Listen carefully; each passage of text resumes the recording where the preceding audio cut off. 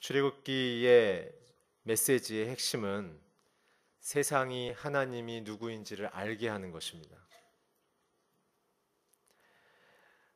그렇기 때문에 하나님은 선택된 백성을 부르셨습니다. 지난주에 구원과 소명에 대한 이야기를 드렸죠. 그래서 그 구원과 소명을 발견한 성도들은 세상의 희망입니다. 저와 여러분은 하나님이 부르신 세상의 희망입니다. 그런 인생들에 대해서 하나님이 요구하시는 삶의 기준은 이것입니다. 하나님을 신뢰하고 믿음으로 순종하라. 그런 자들에게 주는 하나님의 삶의 결과는 승리의 약속입니다. 오늘 저와 여러분의 인생 속에 하나님의 승리의 약속이 임하기를 주의 이름으로 축원합니다. 망하는 인생은 자기의 뜻과 자기의 욕망과 자기를 신뢰하는 인생은 미래가 불안합니다. 그러나 역사의 주관자시고 우리의 인생을 창조하셨고 우리의 인생을 위하여 자기 아들을 죽이고 부활하신 그 사랑을 기초로 한 약속, 그 약속을 받아낼 수 있다면 오늘 우리에게 주시는 그 약속을 믿음으로 우리가 기쁨으로 받아낼 수 있다면 그것은 하나님이 주시는 큰 배에 탄 사람처럼 어떠한 세상의 역경과 광풍과 파도 속에서도 침몰하지 않는 승리의 인생입니다. 그래서 출애굽기는 우리에게 중요한 두 가지의 인생의 코드를 알려줍니다. 그것은 바로 순종과 충성입니다. 순종과 충성은 내 인생의 주인이 누구인지를 정확하게 인식하는 것으로부터 출발합니다. 그리고 그분이 누구이시며 그분이 내 인생에 무엇을 이루고자 하시는지에 대한 그 약속을 분명히 믿음으로 받아내는 자들만 이루어낼 수 있는 빛나는 인생입니다. 세상은 혹은 잘못된 신앙을 갖고 있는 균형이 깨져 있는 사람들이 이 순종과 충성을 오염시켰죠. 맹신과 맹종과는 다른 것입니다.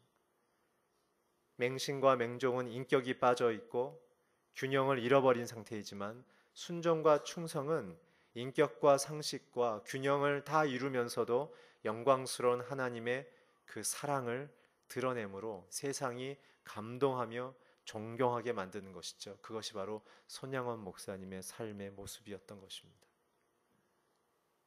우리는 우리의 연약한 결핍을 채우기 위해서 신앙생활을 하려다 보니 무엇인가 하나의 균형을 깨지고 기울어지게 되고 내가 원하는 결과를 하나님의 힘으로 이루어내려는 맹신과 맹종, 자기의 열정적인 신앙에 빠져버려서 하나님이 내게 온전하게 주시고자 하는 아름다운 인격, 가정, 미래, 사회적인 리더십에 대해서는 다 놓치고 있는 것이죠.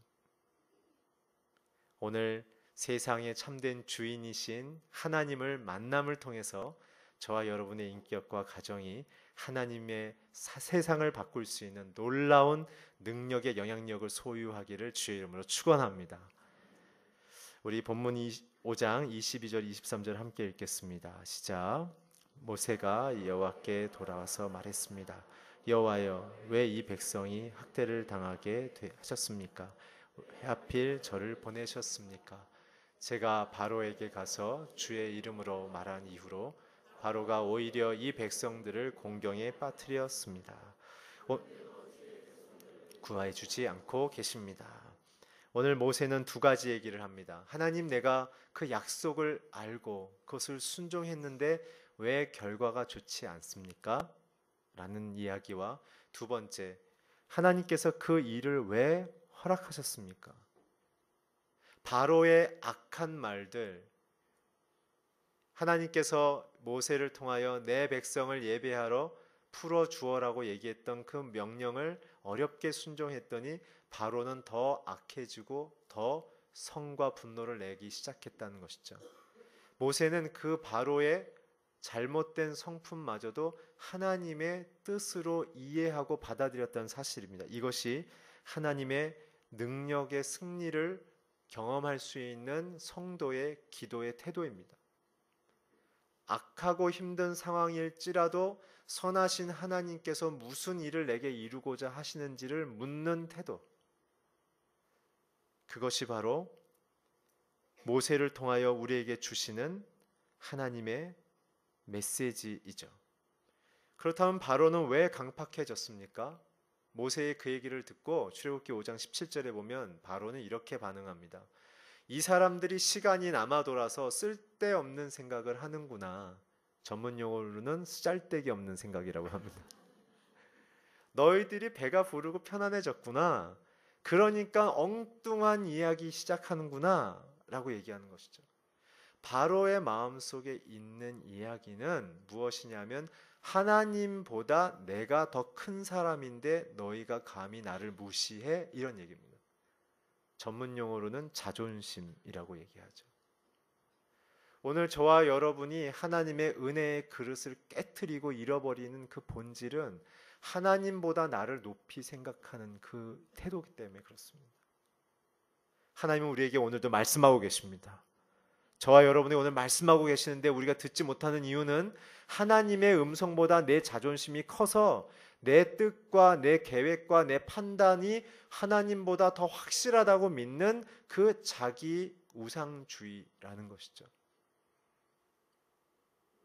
하나님은 온 우주에 오늘도 말씀하고 계십니다. 그분은 살아계시기 때문에 그렇습니다. 오늘 우리가 그것을 경험하지 못하는 이유는 그 하나님의 음성보다 나를 더 신뢰하는 믿음이 더 크기 때문에 그렇습니다. 그렇기 때문에 하나님은 우리에게 고통과 고난을 허락하시는 겁니다.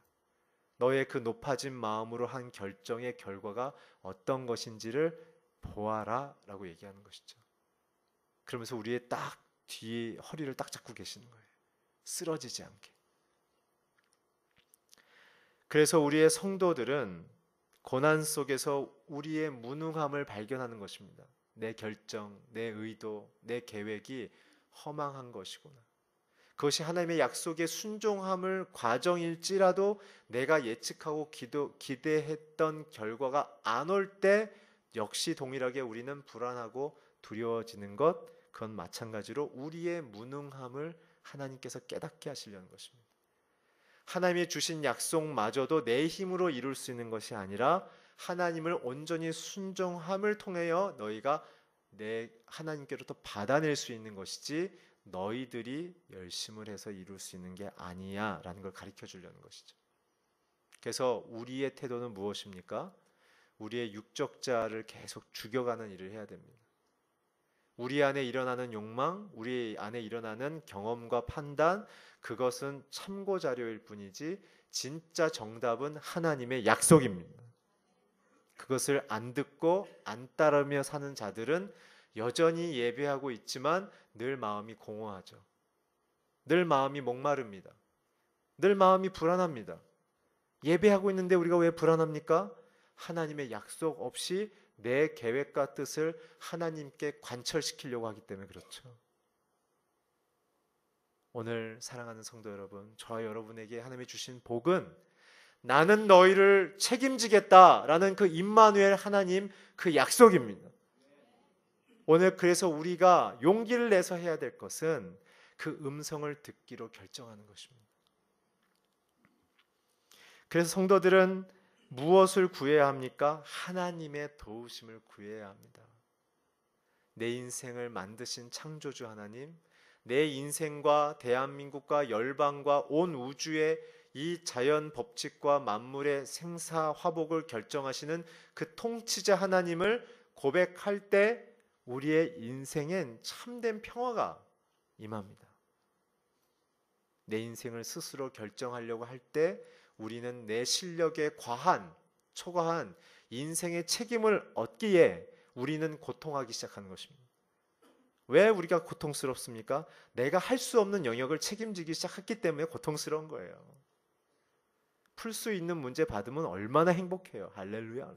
이런 문제라면 100번이라도 더 풀겠다 하지만 고통스러운 이유는 내 능력 밖의 일을 직면했기 때문에 그런 거 아닙니까?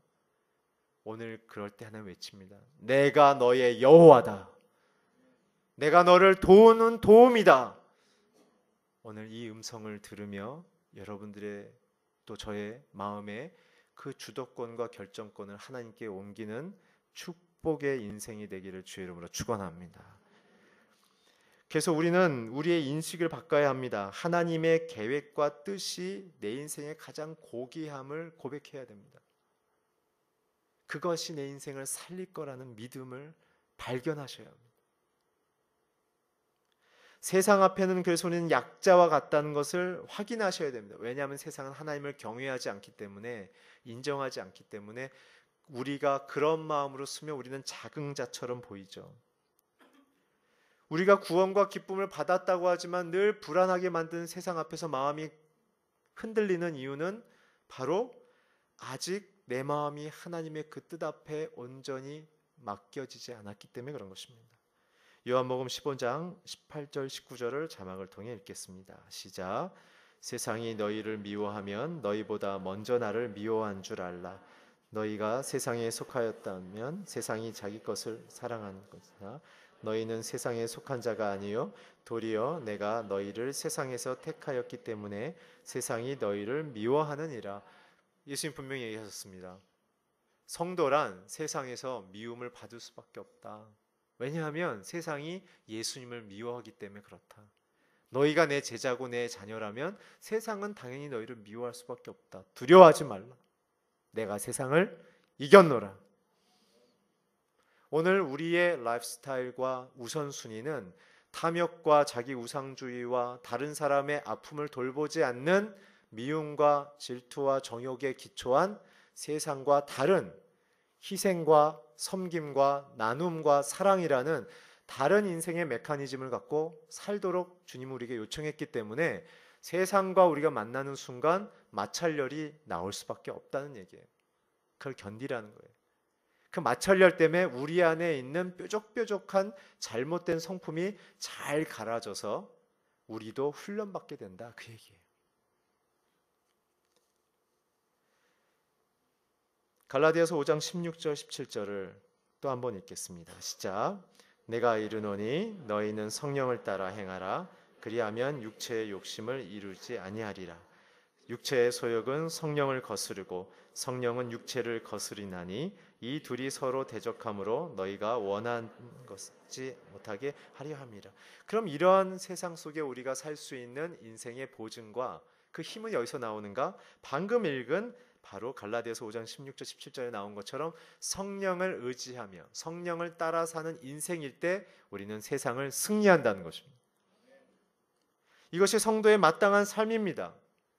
그래서 우리 안에 일어나는 육체의 소욕들, 분쟁들, 욕구들, 소유욕들, 지배욕들을 오히려 낮추며 사람들을 섬기며 품어내며 용서하며 화해했을 때 세상이 보여줄 수 없는 새로운 모델링을 우리는 보여준다는 거예요.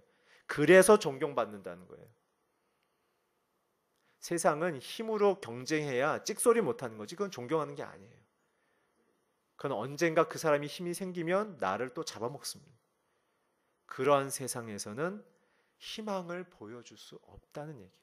오직 우리 안에 성령이 일하게 하심을 쫓아 연구하시고 기획하시고 마케팅하시고 회의하시고 사람을 대면하시고 가정에서 아버지와 어머니로 살아갈 때 우리를 통하여 하나님의 생명과 구원과 희망이 세상을 향하여 흘러들어간다는 것입니다.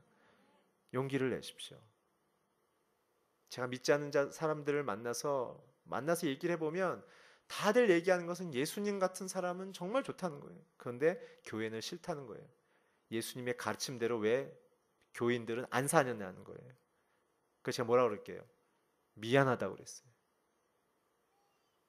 세상은 우리를 향하여 희망을 기다리고 있습니다. 오히려 우리가 부끄러워서 못하는 부분이 있을 수 있어요. 세상은 교회를 향하여 왜 비난하겠습니까? 너희만큼은 희망을 줘야 되는데 왜 못 주냐는 것에 대한 기대감의 반증이에요. 어느 통계를 봤더니 한국 교회들이 전도주일, 총동원주일 여러 가지 이름을 통해서 안 믿는 사람들을 데려왔다가 흘러간 사람들이 1000만 정도 된대요. 근데 왔다가 가봤는데 너나 나나 사는 게 똑같다는 거 아니냐 그 얘기를 하는 거예요. 그러니까 교회가 세상과 다르지 않고 똑같네. 그러니까 희망이 없다고 얘기한다는 제가 리서치 결과를 봤어요. 오늘 모세도 하나님의 희망과 비전을 향해 세상의 최고의 리더십 앞에 섰을 때 그들이 하나님의 약속, 하나님의 권위 앞에서 자신의 힘과 자신의 능력을 과시함을 통하여 위축되고 하나님의 뜻이 이루어지지 않는 것 같은 답답함을 그가 경험했을 때 모세가 가졌던 마음, 하나님 왜 일하지 않으시고 언제 이 일을 하시겠습니까? 라는 그분의 통치력과 주권 앞에 다시 한번 기도했던 것처럼 오늘 저와 여러분의 가정에 일어난 고통과 아픔, 직장에서의 고통과 아픔 앞에 하나님 다스리고 통치하여 주시옵소서, 그 기도로 돌아가야 합니다.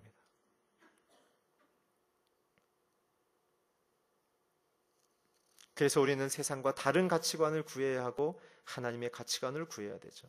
로마서 13장 13절을 함께 읽겠습니다. 시작. 낮에와 같이 단정히 행하고 방탕하거나 술 취하지 말며 음란하거나 호색하지 말며 다투거나 시기하지 말고. 이것이 성령의 능력 가운데 사는 사람들의 삶의 도덕적 기준인 것입니다. 낮에처럼 단정히 행하고, 하나님이 나를 늘 보기 때문에 혼자 있든 어디에 있든 단정하게 행하라는 것이죠. 방탕하거나 술 취하지 말라. 이거는 하나님이 주신 주인됨의 그 고결하고 순결한 삶의 가치를 지키란 겁니다. 세상의 쾌락과 유행을 쫓아 살지 말라는 얘기죠. 음란하거나 호색하지 말며. 성적인 지배욕을 갖고 있는 사람은 하나님을 주로 인정하는 사람이 아닙니다. 자기의 상처와 열등의식을 통해 성적인 지배를 통해 대리만족을 추구하게 되는 것이죠. 하나님을 경외하지 않는 자들의 열매입니다. 다투거나 시기하지 말고, 하나님이 판단자지 너희가 판단자가 아니라, 그 얘기죠. 이것을 비슷하게 에베소서 5장 3절, 5절, 9절이 이렇게 얘기하고 있습니다. 우리에게 자막을 통해 함께 읽겠습니다. 시작. 음행과 온갖 더러운 것과 탐욕은 너희 중에 그 이름조차 부르지 말라. 이는 성도에게 마땅한 바니라. 너희도 정령이 이것을 알거니와 음행하는 자나 더러운 자나 탐하는 자나 곧 우상 숭배자는 다 그리스도와 하나님 나라에서 기업을 얻지 못하리니 빛의 열매는 모든 착함과 의로움과 진실함에 있느니라. 오늘 주님이 사도 바울을 통해서 분명히 말씀하십니다. 약속을 받은 사람이 하나님을 경외하지 않는 그 고통을 주는 세상 앞에서 승리할 수 있는 유일한 길은 세상이 추구하는 이 탐욕과 탐심과 정욕을 쫓는 것이 아니라 빛의 열매를 구하라는 것이죠. 착함, 그건 끈이 있습니다. 하나님의 말씀의 기준대로 살아가라는 얘기입니다. 우리의 가치 기준, 행동 기준, 우리의 모든 인생의 목표가 하나님의 가치 체계로 살아가라는 얘기입니다. 사랑입니다. 희생입니다. 나눔입니다. 섬김입니다. 용서입니다. 두 번째, 의로움, righteousness. 그것은 제가 작년에 누가복음을 할 때 알려드린 것처럼 공의와 칭의입니다. 죄 있는 자이지만 죄 없는 것으로 인정받음, 그리고 그분의 자녀로 부름받음, 죄인인데 도저히 얻을 수 없는 영적인, 사회적인, 인격적인 신분으로 인정받음에 대한 낮아진 감사의 마음을 가지라는 거죠. 우리의 행위로, 교회의 봉사나 열심히 있는 예배로 우리가 깨끗해지는 것이 아니라 오직 예수 그리스도의 십자가를 고백할 때만 우리는 의롭게 된다는 사실입니다. 그래서 우리 날마다 엎드려야 합니다. 말씀을 많이 듣고 좋은 설교를 많이 들었다면 그것에 대한 건강한 반응은 하나님 앞에 의로움을 구하는 엎드리는 회개와 하나님의 도움을 구하는 간구여야만 합니다. 세 번째, 진실함입니다. In truth. 이것은 성령 안에 이란 뜻입니다. 하나님의 통치, 하나님의 동행을 구하는 자들은 성령의 충만함을 구하게 되어 있습니다. 그렇다면 내 인격이 바뀌게 됩니다. 내 언어가 바뀝니다. 내 생각이 바뀝니다. 내 표정이 바뀝니다. 성령 충만하면요, 얼굴 색깔이 달라집니다. 좌우에 있는 분을 보라고는 얘기하진 않겠습니다. 여러분들의 인격과 삶과 가정 속에 성령의 충만함을 통하여 하나님의 놀라운 복이 임하기를 축원합니다. 이것이 하나님의 우리에게 주는 약속입니다. 그렇다면 우리에게 하나님이 그 일을 이루기 위하여 1절을 통해서 하나님의 비전을 선포해 주십니다. 우리 6장 1절 함께 읽겠습니다. 시작. 그러자 여호와께서 모세에게 말씀하셨습니다. 이제 내가 바로에게 어떻게 할지 보여주도록 하겠다. 내 강한 손으로 인해 그가 어쩔 수 없이 그들을 보내줄 것이다. 내 강한 손으로 인해 그가 어쩔 수 없이 그들을 지켜 내보내게 할 것이다. 이 비전을 선포하는데 모세에게 하나님 너무 고마운 게 밀어붙이는 게 아니라 상황을 설명하죠. 바로가 그렇게 악해졌지. 그러나 내가 바로에게 내 강한 손과 그의 의지와 상관없이 하나님의 뜻대로 그가 할 수밖에 없게끔 내가 만들 거야 라고 얘기하세요. 강한 손은 무엇입니까? 하나님의 능력을 얘기합니다. 군사의 힘으로도 정치의 힘으로도 어떠한 조직의 힘으로도 대항할 수 없는 하나님의 능력. 그 손은 어디서 나타납니까? 창세기 1장에 나타나지 않습니까? 하나님이 말씀하시면 그냥 만들어지는 거예요. 오늘 저와 여러분의 문제 가운데 하나님이 말씀하시면 그냥 풀어지는 줄 믿습니다. 하나님의 강한 손이 우리의 머리 위에 삶 속에 임하면 게임은 끝나는 거예요. 오늘 그것을 우리가 구해야 돼요. 솔루션은 하나님이세요. 해답은 하나님이세요. 그분이 내 인생에 들어만 주신다면 내가 모든 것을 잃어도 모든 것을 얻게 됩니다. 그렇지만 하나님이 내 안에 없으시면 내가 모든 것을 얻은 것 같지만 그러나 시간이 지나면 모든 것을 잃게 되어집니다. 어쩔 수 없이는 무엇입니까? 누가 진짜 왕이냐는 뜻이에요. 바로가 큰 왕인 것 같지 니네들이 보기에. 그러나 그 큰 왕, 내가 말하면 내 말 듣는다. 내가 모든 만물의 최고의 권위자다. 그 얘기세요. 그렇다면 똑똑한 사람은 금방 생각하겠죠. 아, 그럼 하나님께 말하면 다 되는구나. 그게 기도인 겁니다. 지혜로운 남자와 여자가 되기를 축원합니다. 도림이 없는 인생을 의지하지 말고 야곱의 하나님으로 도움을 삼기를 주의 이름으로 축원합니다. 그게 오늘 모세에게 당면한 절망과 거절과 앞으로에 대한 미래에 대한 불투명 속에 어쩔 줄 몰라 하는, 뭐가 잘 됐어야 이스라엘 백성이 리더십으로 인정할 텐데 두 번째 죽는 거 아니에요. 젊은 날 살인해서 리더십을 사람들이 인정해 안 해서 부끄러워서 도망갔는데 40년 만에 컴백했는데 또 얼굴에 먹칠이 된 거예요. 어떻게 사람 앞에 나가겠습니까? 그런데 하나님 말씀하세요. 네가 아니다 나다. 그 얘기예요. 오늘 저와 여러분의 인생의 무대 위에 하나님이 주인공이 됐을 때 우리의 인생에 하나님의 약속이 이루어지는 줄 믿으시기 바랍니다. 변화는 무엇입니까? 하나님의 강한 손과 하나님의 왕되심이 우리의 인생과 하나님을 대적하는 세상을 통치하며 정복하는 일입니다. 오늘 바로는 모세 앞에서 하나님의 계획과 뜻 앞에 반항했고 원망했고 세상이 힘을 모아서 하나님을 대적한 세상의 반역의 인간의 모습을 보여주죠. 모세는 어땠습니까? 하나님의 약속을 받았지만 현상의 마음이 팔려서 갈등하는 거예요. 약속은 있는데 아직 이루어지지 않은 상태를 보면서 하나님 진짜 하실 건지 말 건지 어떻게 되는 거지? 누가 진정한 통치자인지를 모르고 종된 신분에 익숙해서 이스라엘 백성은 계속 노예로 살고자 했죠. 원망한 거예요. 왜 우리 더 어렵게 합니까? 세상 질서에 이미 익숙해져 버린 성도들의 마음을 보여주는 거예요.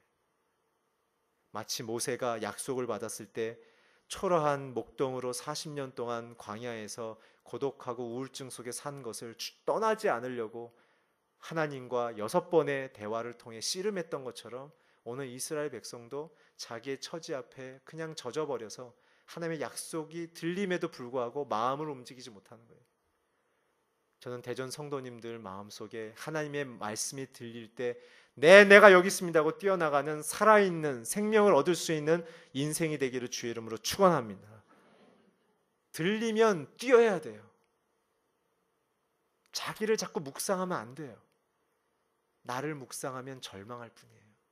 하나님을 묵상하면 생명과 승리가 주어집니다. 시편 12편 5절에 오면 내가 이제 일어나 너희에게 가겠다는 능력의 통치자의 하나님이 선포되어집니다. 오늘 이럴 때 이런 음성이 들렸을 때 성도들의 마음속에 있어야 될 간절한 소망은 무엇입니까? 욥기 24장 1절과 40장 12절 13절에 보면 주의 날을 보게 하소서, 주님, 고통의 시간이지만 내 인생의 주의 날을 보여 주시옵소서. 하나님의 그 통치를 기다리는 거예요. 오늘 우리는 너무 자신을 묵상하고 자기를 너무 신뢰하고 있기 때문에 하나님을 작은 하나님으로 생각한다는 것이죠. 그래서 우리의 마음속에 이러한 고통을 주님을 통해서 유익을 우리가 획득해야 될 부분은 무엇이냐 하면 하나님께로부터 소망이 온다는 걸 찾아야 돼요. 내 안에 소망이 없구나 라는 걸 발견하고 우리의 인생의 소유권이 하나님께 있음을 선포하고 세상에서 힘과 능력의 원천을 찾지 않기로 결정하는 거예요. 내 감정과 내 삶의 현장을 변화시키는 작은 하나님, 하나님 내 마음 힘들어요. 나 좀 고쳐주세요. 나 좀 회복시켜주세요. 그것도 하나님의 은혜입니다. 그게 필요 없다는 얘기가 아닙니다. 그러나 진짜 하나님은 그것을 뛰어넘어서 나를 통해서 세상을 변화시킬 만큼 내 인생을 능력 있게 충만하게 만들기를 원하십니다. 자기의 인생의 약함을 통해 하나님도 약하게 보지 마십시오. 내가 약하기 때문에 하나님이 나를 붙잡아 주시는 거예요. 오늘 모세가 부족하기 때문에 하나님이 계속 약속을 주시고 내가 행하리라, 내가 이루리라 말씀하시는 것처럼 오늘 저와 여러분의 인생에 이 음성이 24시간 선포되기를 주의 이름으로 축원합니다. 2절과 3절을 한번 같이 읽겠습니다. 시작. 하나님께서 모세에게 입을 열어 말씀하셨습니다. 나는 여호와라. 내가 아브라함과 이삭과 야곱에게 전능한 하나님의 이름으로 나타나긴 했지만 내 이름 여호와로는 그들에게 알리지 않았다. 2절과 3절을 통해 주시는 얘기는 무엇입니까? 나는 스스로 있는 자다라는 지난주 설교를 다시 깨닫게 하시는 거예요. 모세야, 이 모든 일의 주인공이 너니? 아니야, 나야. 내가 다 하는데 그 영광의 메신저가 너일 뿐이야. 네가 두려워할 게 아니야. 네가 책임질 일 아니야. 내가 책임진다. 그러니까 너는 나만 바라봐. 그 얘기예요.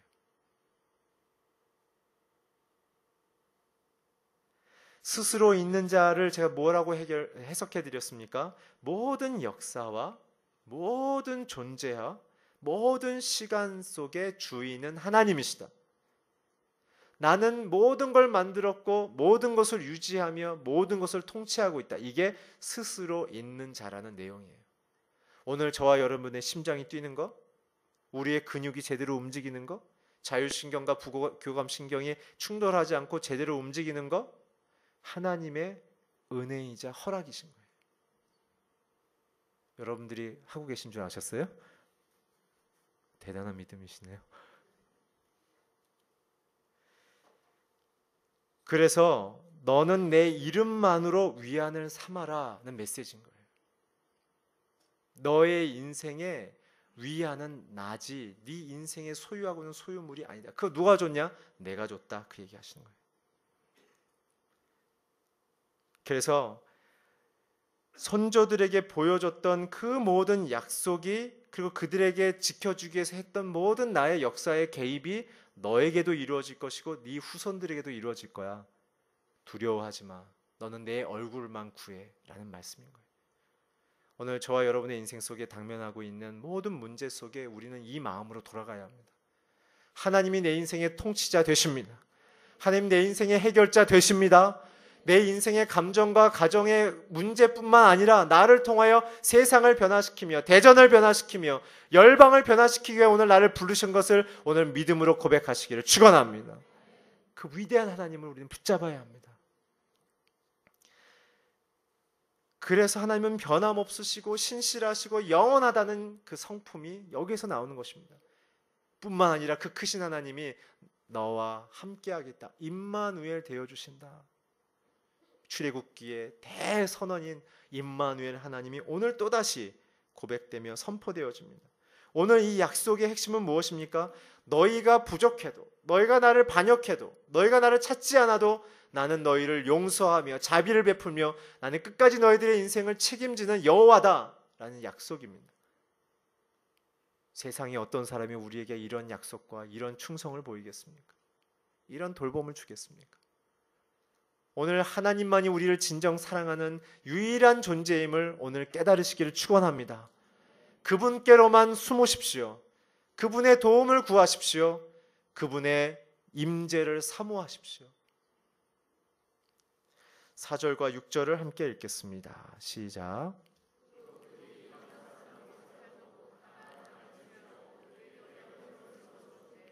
이에 이제 이집트 사람들 아래서 종노릇하는 이스라엘 자손들의 신음소리를 듣고 내가 언약 기억했다. 그러므로 이스라엘 자손에게 말하라. 나는 여호와다. 내가 너희를 이집트 압제에서 꺼내주고 그 속박에서 건져 줄 것이다. 내가 쭉 뻗은 팔과 큰 심판으로 너희를 구원해 줄 것이다. 두 가지입니다. 너희의 신음소리를 나는 듣고 있다. 세상은 계약 관계에서 고용인이 원하는 것만 하지 그 피고용인, 고용주죠. 고용인의 심적 상태나 마음에 대해서는 사실은 궁극적인 책임을 지지 않죠. 하나님은 그렇게 일방적이거나 지배하거나 무례한 존재가 아니라는 거예요. 나는 너의 작은 신음소리를 소중히 여긴다. 나는 너의 눈물의 고통의 현장에 함께하고 있다. 너희가 나를 찾지 않았지만 나는 너희의 그 눈물을 듣는 순간, 탄식을 듣는 순간 너에게 줬던 내가 일방적으로 했던 약속을 다시 생각했다. 너희가 나에게 어떠한 나를 기쁘게 하고 만족스럽게 하는 그러한 태도를 보이지 않아도 나는 너에게 했던 약속을 버리지 않는다. 오늘 하나님은 참 좋으신 하나님이십니다. 오늘 그 하나님이 여러분의 인생에 찾아와 주셨습니다. 두 번째 무엇입니까? 내 약속을 이루기 위하여 내 쭉 뻗은 팔, 강한 손과 같은 표현입니다. 내 능력을 온 힘을 다해서 너희를 지키고 인도하고 보호할 것이며 너희를 압제하는 권위자들에게 더 큰 심판으로 내가 살아있음을 증거할 것이다. 계속 사도 바울은 에베소서와 서신서를 통해 어떻게 얘기했습니까? 너희들을 다루고 있는 세상의 믿음 없는 정치와 경제와 직장에서 리더들 앞에 죽게 하듯 해라. 그들이 너희를 압제하면 성실과 진실함으로 그들을 부끄럽게 해라. 그럼 내가 그들을 다룰 것이다. 오늘 우리는 골로새서 1장에 있는 말씀처럼 오래 참음과 인내로 하나님의 영광의 도우심을 우리는 구할 뿐입니다. 그럼 하나님이 그 모든 일을 행하신다는 뜻입니다.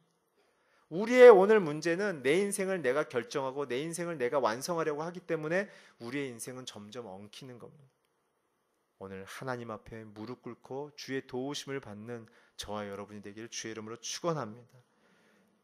오늘 이 얘기는 또한 무엇을 약속하고 있습니까? 아브라함의 언약입니다. 오늘 읽진 않겠지만 창세기 12장 1절과 3절, 창세기 17장 4절에서 7절에 보면 하나님이 아브라함에게 두 번의 약속을 통하여 세 가지를 공통적으로 얘기하는데 내가 네 이름을 창대케 해줄 거다.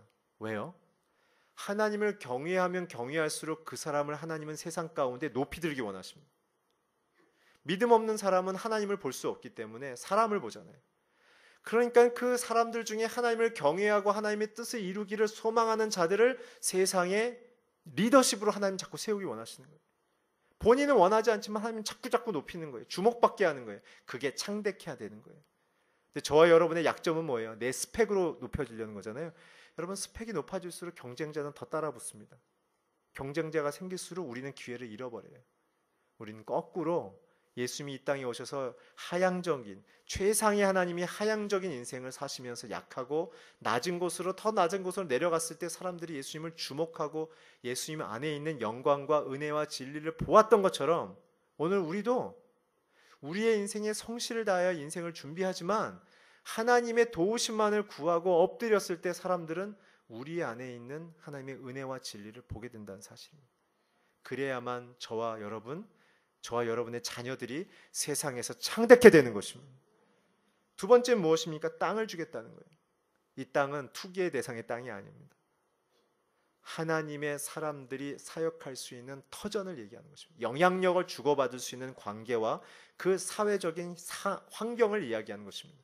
왜냐하면 이스라엘은 끝까지 땅을 소유하지 않고 지금도 유리하고 방황하고 있잖아요. 하나님이 약속한 땅은 이 토지를 얘기하는 게 아니에요.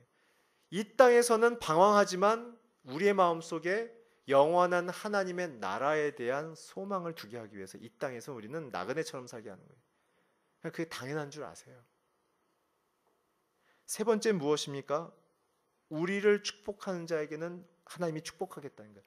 우리가 복의 시금석이 되는 거예요. 우리와의 관계성이 사람들에게 있어서 잘 되고 못 되면 시금석이 되겠다는 거예요. 그렇기 때문에 우리는 하나님이 누구신지를 드러내는 인생으로 부름받은 거예요. 출애굽기는 우리의 정체성에 대한 약속인 거예요.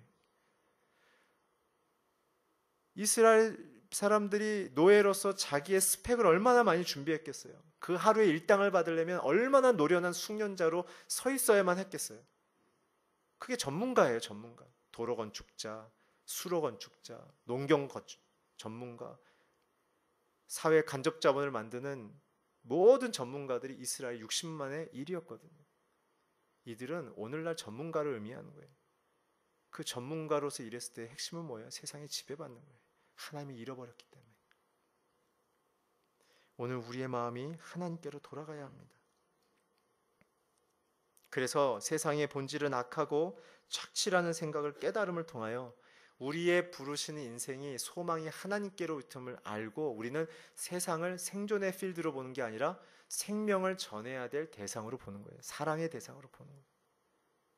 그러니까 여러분들 누가 괴롭히면 사랑받기 위해서 나한테 그러는구나 그렇게 생각하시면 돼요. 거기에 자존심 걸지 마세요. 안 죽어요. 그 사람 막 공격하게 찔러도 진실을 갖고 있으면 여러분 망하지 않아요. 아무리 모함받아도 진실을 하나님 앞에서 강직한 사람은요 오히려 역전됩니다. 그게 성경에 나오는 모든 세상 리더들이 보여주는 내용 아니에요? 다니엘 모함받아도 풀무불에 던져져도 사자굴에 들어가도 오히려 뚜껑을 여니까 죽음과 공포의 불 안에서 축제의 강강수월래를 하고 있잖아요. 모든 권세자들이 저게 무엇이냐? 마지막 노년에 굶주린 사자굴에 들어갔더니 어떻게 해요? 사자에 딱 기대서 자고 있잖아요. 사자가 그 뭐예요? 뭐 이렇게 거실에 까는 그 동물 가죽처럼 딱 등판 대주면서 사자가 딱 가만히 있잖아요. 그러니까 느부갓네살 왕이 새벽에 동 트자마자 다니엘 울고 뛰어나서 확 열어보니까 오셨어요. 나와. 그 다음에 모함한 사람을 확 집어넣으니까 어떻게 해요? 사자가 돌변하죠. 그냥 잡아먹었어요. 0.1초도 안 걸리고. 그게 하나님의 권능이에요. 약속 있는 사람들에 대한 하나님의 사회적인 현상들이에요. 내 힘으로 싸우지 말고 하나님의 힘으로 싸우기를 주의 이름으로 축원합니다. 하나님이 내 인생의 통치자고 동행하시는 임마누엘 하나님임을 고백하기를 주의 이름으로 축원합니다. 여러분들의 문제 속에 침묵하고 하나님의 말씀하심을 기다리며 하나님이 이루시려는 목적을 소망하는 진정한 부르심을 받는 소명 있는 성도의 삶을 살기를 주의 이름으로 축원합니다. 기도하겠습니다. 하나님, 약하고 깨어져 있는 저와 우리 성도님들의 인생 속에 하나님의 이 흔들리지 않는 약속과 언약 가운데 우리를 붙드심을 감사합니다. 주만 바라보게 하여 주시옵소서. 동행하시며 권능의 통치자이신 그 하나님과 약속을 통해 우리가 기쁨의 이 인생을 살아가도록 주여 날마다 동행하시고 보호하시고 인도하여 주시옵소서. 예수 그리스도의 이름으로 기도했습니다. 아멘. 전하고 목사님이